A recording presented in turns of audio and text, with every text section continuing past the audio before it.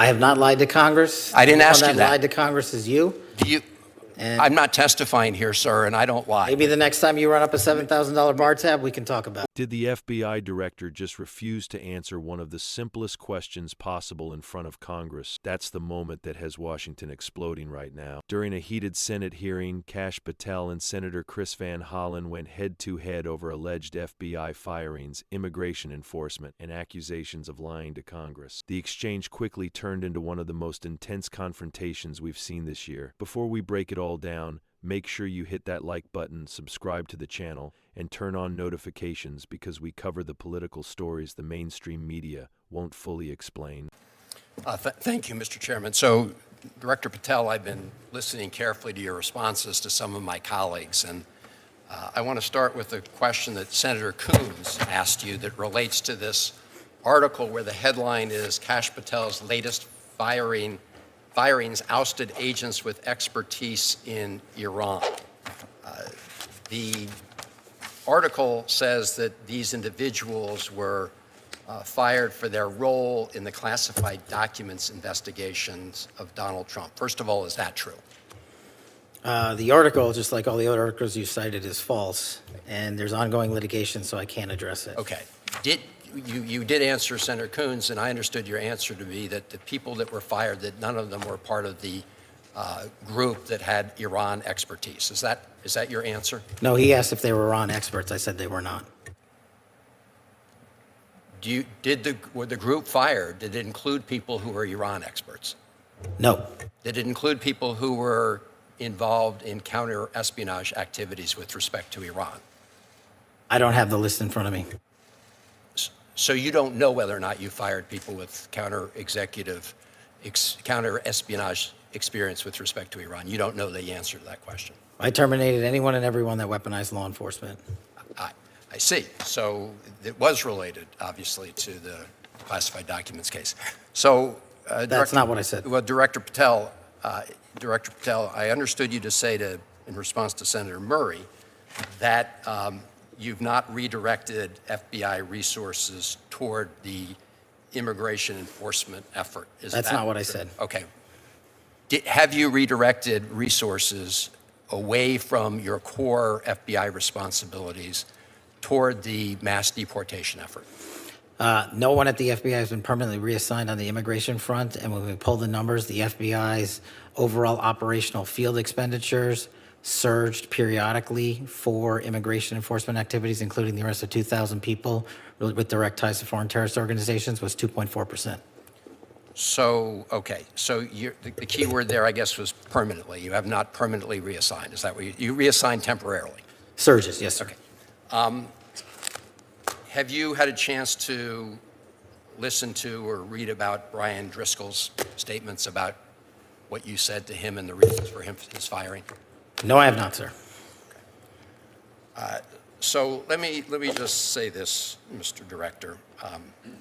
In your response to me earlier, where you had a little bit of a blow-up, you made a couple provably false statements. So did you. No, Mr. Director, I was reading about and asking you to respond to allegations that are made. In fact, I was giving you an opportunity to do that, and you took that opportunity. But in the process, you made these provably false statements that I know are sort of like urban legend in right-wing media about margaritas in El Salvador, which is provably false. And so coming from the mouth of an FBI director to make provably false statements in a hearing like this is extremely troubling. And it leads me to ask whether or not the other things you've been saying are false statements. And so because that's a provably false statement. You made a couple others that are provably false. And this is from the mouth of the FBI director. The only one that made false statements is you. My final question to you, Mr. Director, is do you know that it is a crime to lie to Congress? Do you know that? That's my last question. I have not lied to Congress. I didn't ask you that. Lied to Congress is you. And I'm not testifying here, sir, and I don't lie. maybe the next time you run up a $7,000 bar tab, we can talk about it. Well, see, there you go, lying again. You suggested the that was- FEC report. I'll post it right now. You suggested it was Hang public. on. It wasn't public money, as you know. That was for a 50-member staff party. So it was a $7,000 bar tab. Mr. Patel, I'm glad. Let me just say in closing, Mr. Chairman, two things. I'm glad that you have agreed to take the test regarding, whether you have alcohol problems. I'm glad you agreed with me to do that. You still haven't answered my final question. Do you know, Mr. Director, that it is a crime to lie to Congress? Do you know that?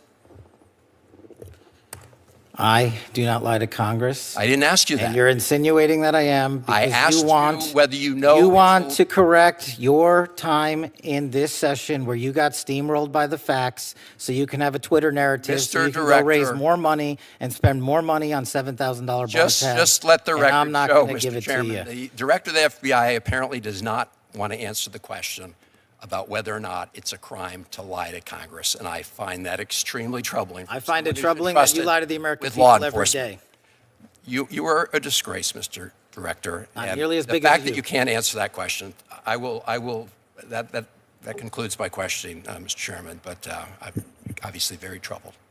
The hearing started with Senator Chris Van Hollen questioning Kash Patel about reports claiming FBI agents with Iran expertise were fired. Patel flatly denied the media reports and argued that the articles being cited were false. Things escalated when Van Hollen pressed Patel on whether FBI resources were being redirected toward immigration enforcement operations. Patel admitted there were temporary operational surges but argued that only a small percentage of FBI resources were involved. But the real fireworks started when the senator accused Patel of making provably false statements during the hearing. Patel immediately pushed back and accused the senator of trying to create political narratives for fundraising and social media attention. Then came the moment everybody is talking about. Van Hollen repeatedly asked Patel whether it is a crime to lie to Congress. Instead of directly answering yes or no, Patel kept responding that he personally does not lie to Congress. That exchange instantly shifted the tone of the hearing from policy debate to political warfare. The argument became even more personal after Patel referenced reports about a $7,000 bar tab connected to the senator, leading to both men openly accusing each other of dishonesty in front of the committee. From a conservative perspective, this hearing exposed something many Americans are tired of seeing in Washington: